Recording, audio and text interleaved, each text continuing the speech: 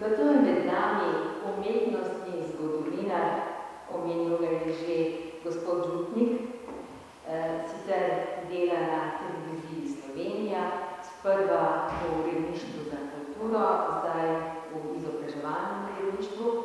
Natančno in poglobljeno je preučil življenje in delo Staneta Kreglerja.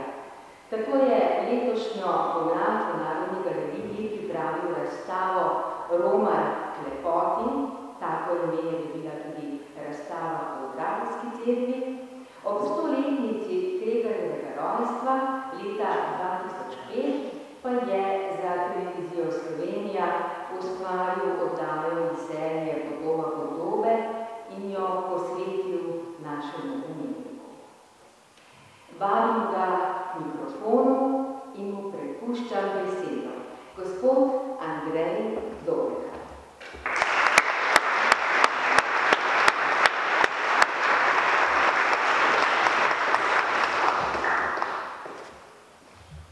Spoštovani draveljski parani, dragi ljubitelji umetnosti Staneta Kreglerja. 1. avgusta smo se spomnili 40. obletnice smrti duhovnika in tega velikega umetnika. Nocoj pa ga bomo na prav poseben način počastili z razstavo, ki ste jo pripravili svojemu rojaku. Kregler je bil namreč tu doma in je bil župnijo Dravlje tudi povezan. Zanjo je ustvaril številna dela. Zato je še prav posebej dragoceno, da se ga spomnijo njegovi rojaki. Zanj lahko trdimo, da v nasprotju s staro slovensko modrostjo, da je bil prerok tudi v svoji vasi. Spomin na Staneta Kreglerja se je ohranil v zapisih patra Lojzeta Štrublja. Prepričan pa sem, da osebne spomine na umetnika hrani tudi marsikdo izmed vas. Stane Kregler je bil cenjen in spoštovan umetnik že za časa življenja in po njem. Veliko strokovnjakov se je ukvarjalo z njim in njegovim delom, o njemu so pisali in predavali, njegova dela so predstavljali na številnih razstavah in njegova dela se nahajajo tudi v več zbirkah. V bližnjem zavodu svetega Stanislava je zbirka, stalna postavitev njegovih del. Kreglerjeva dela pa lahko občudujemo tudi v naših cerkvah. Kot je že bilo omenjeno, je bila Stanetu Kreglerju ob tej obletnici posvečena tudi spominska razstava letos pomladi v Narodni galeriji. Ta je doživela izjemen odmev in navdušenje obiskovalcev. Razstavo v Narodni galeriji sem naslovil Romar k lepoti in to poimenovanje ste povzeli tudi za vašo predstavitev. Slikar je bil namreč Romar po svoji življenjski ter umetniški poti. Rad je upodabljal romarje ter tudi danes vstopa v ta naš svet, ki morda ni prav prijeten lahek, s posebno lepoto. In zato so ob spominski razstavi v Narodni galeriji mnogi ljudje rekli, kako so to lepe slike. Stane Kregler se je rodil leta 1905 v Zatožah. Takrat je bila še to župnija Šentvid nad Ljubljano. Gimnazijo je obiskoval v bližnjem zavodu svetega Stanislava, tam je tudi maturiral. In že v mladosti se je ukvarjal z umetnostjo, pokazal je velik umetniški talent, ne samo na risarskem in slikarskem področju, temveč tudi na kiparskem in glasbenem. Sam se je sicer kasneje usmeril v slikarstvo, rekel je, da lahko človek dobro dela samo eno stvar. Po maturi se je odločal za umetniški ali duhovniški poklic. Ta slednji je prevladal, končal je teološke študije v Ljubljani in bil posvečen duhovnika leta 1929.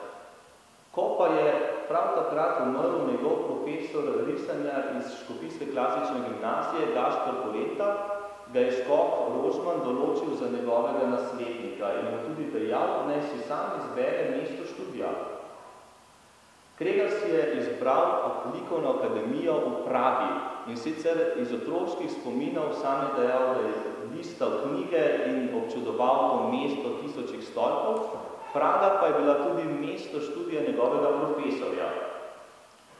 V Pragi je študiral v letih 1930-35, po vrnitvi, takojšnji vrnitvi v Ljubljano pa je postal profesor risanja in občasno je učil tudi matematiko. Sestra Cilka, pokojna, je dejala, da se je jezil in rekel, kako lahko jaz učim matematiko, če še sam dovolj znam.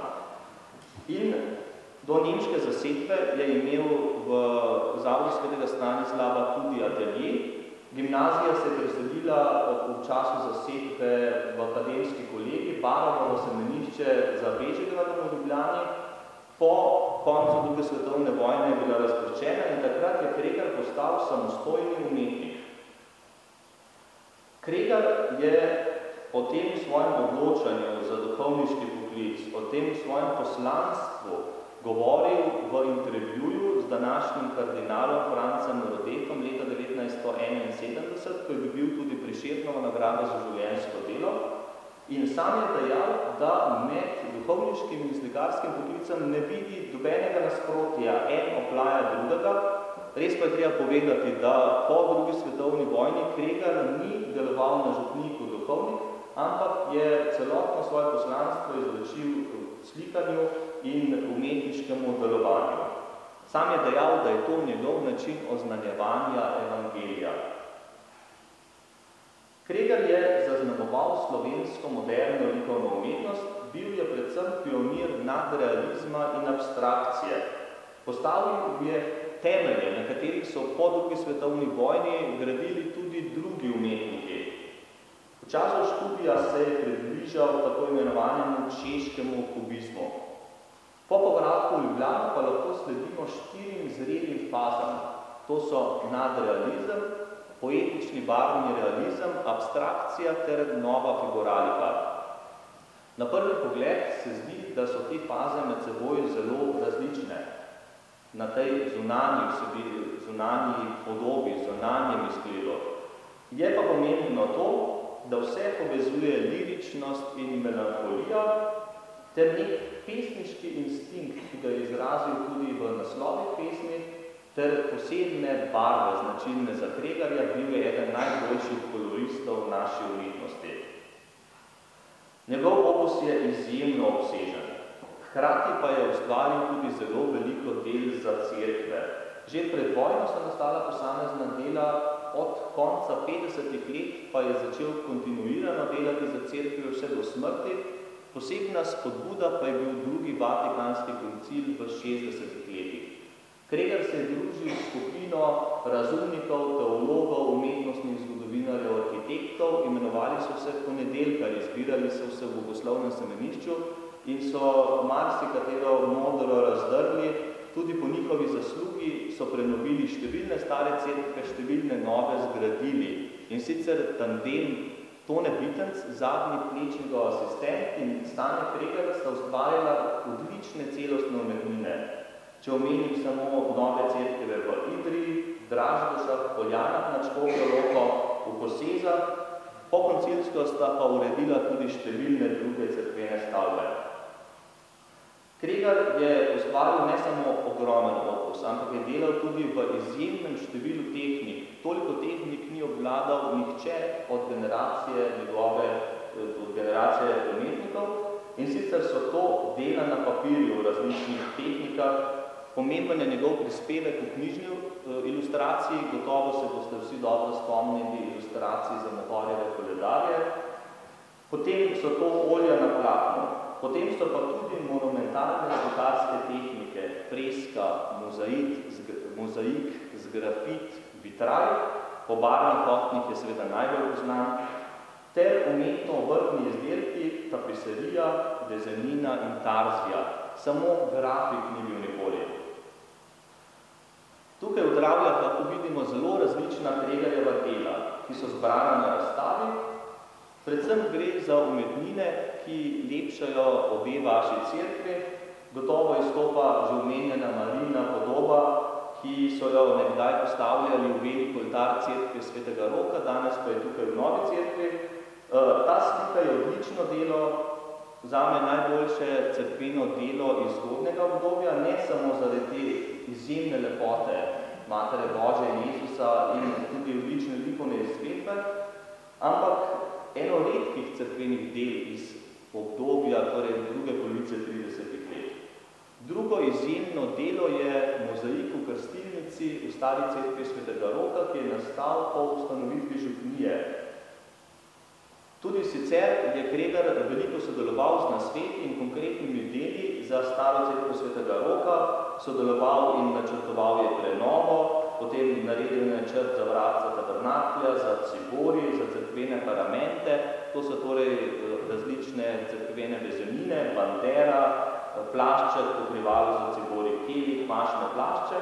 Kot zanimivost naj omenim in tudi lahko vidimo na razstavi, da dva osebna Kregarjeva mašna plašča je po njegovi smrti Dragovski župniji podarila sestra Cilka. Če pogledamo še izven cerkve, lahko vidimo še dvoje zelo zanimivih Kregarjevih del. Na pokopališču nagrobnik Berlič, v župnišču pa dvoje intarzij, ki so edinstvene v njegovem opusu. Prej s temi intarzijami oziroma s takšnim načinom ustvarjanja se še nisem srečal. In zanimivo je, pri majhnih umetnikih, umetnosti in zgodovinarji iščemo in obravnavamo predvsem velika dela. Pri velikih umetnikih pa z leti, desetletji prihajajo v ospredje predvsem manjša dela, predvsem tista dela neke kuriozitete, ki so nekaj posebnega, edinstvenega v opusu. In prav veliko tega vidimo prav v Dravljah in prav zanimivost te razstave so prav dela, ki do sedaj tako rekoč nismo poznali, tudi v strokovnih krogih. Lahko se vprašamo, kaj nam umetnik govori, kaj lahko Stane Kregar da današnjemu človeku. Stane Kregar je bil izjemno duhovno dojemljiv in je vsak dan vedel, da je potrebno delati za skupnost. Hkrati je svoje znanje načrtno izpopolnjeval študijem, študijskimi potovanji po Evropi, povezoval se je tudi z umetniki v različnih društvih in vedel je namreč to, da skupaj smo močnejši, skupaj lahko več naredimo dobrega, več dobrega za slovensko umetnost. In zelo pomembno, Kregar je bil svoboden človek. Hodil je po svoji poti in se ni zapiral neke ozke cerkvene kroge, ampak je prisluhnil vsem vidikom življenja. Cerkveni predstojniki pa so mu, lahko rečemo, hvala Bogu, to tudi omogočili. Iz njegovega življenja se lahko nauči veliko vsak človek in Stane Kregar je lahko zgled, zelo bogat zgled za vsakega kristjana. Še enkrat želim poudariti, kako dragoceno in pomembno je, da ste pripravili razstavo svojemu rojaku in tudi to, da predstavljate dela, ki jih je naredil za vas in so prisotna v vaši župniji. Nekatera so vsak trenutek na ogled, spet druga pa občasno, kakor je priložnost te razstave, ki jo danes odpiramo. Zakaj je tako pomembno in kakšno je sporočilo takšne razstave?